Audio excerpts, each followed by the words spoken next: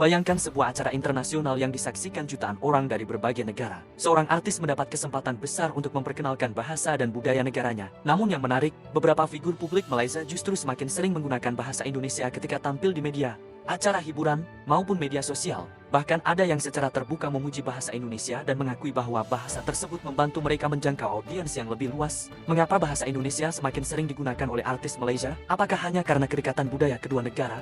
Atau ada faktor lain? Salah satu faktor terbesarnya adalah ukuran pasar Indonesia. Dengan jumlah penduduk lebih dari 280 juta orang, Indonesia memiliki pasar hiburan yang sangat besar.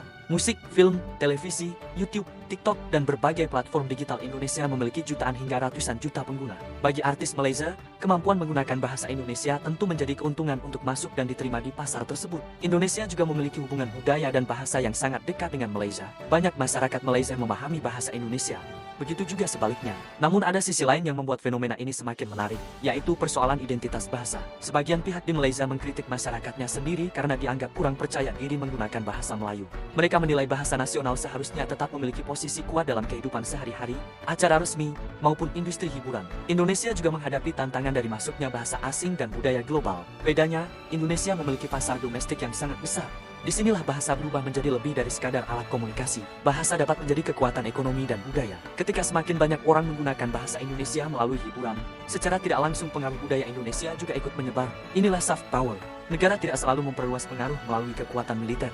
Film, musik, dan bahasa juga bisa membangun pengaruh sebuah negara. Banyak artis, musisi, dan pekerja kreatif dari kedua negara sudah lama bekerja sama. Contohnya Siti Nurhaliza yang memiliki hubungan kuat dengan industri musik Indonesia. Hubungan budaya Indonesia dan Malaysia sebenarnya bukan hanya tentang persaingan. Ada persaingan, tetapi juga ada kolaborasi. Pasar yang besar akan menarik artis, industri yang berkembang akan menarik talenta, dan bahasa yang digunakan secara otomatis ikut menyebar. Bahasa berkembang melalui lagu, film, influencer, YouTube, dan budaya populer. Jika bahasa tersebut berguna, maka pengaruhnya akan berkembang secara alami. Bahasa Melayu dan bahasa Indonesia memiliki akar sejarah yang sangat dekat. Perbedaannya berkembang karena perjalanan sejarah masing-masing.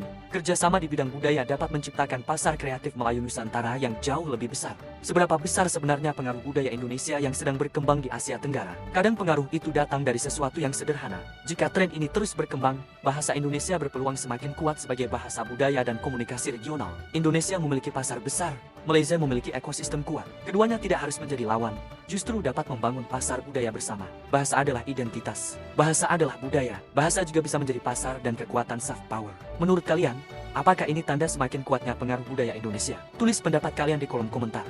Tetap kritis, tetap objektif, dan ikuti perkembangan Indonesia, budaya, serta geopolitik regional hanya di Inside Daily.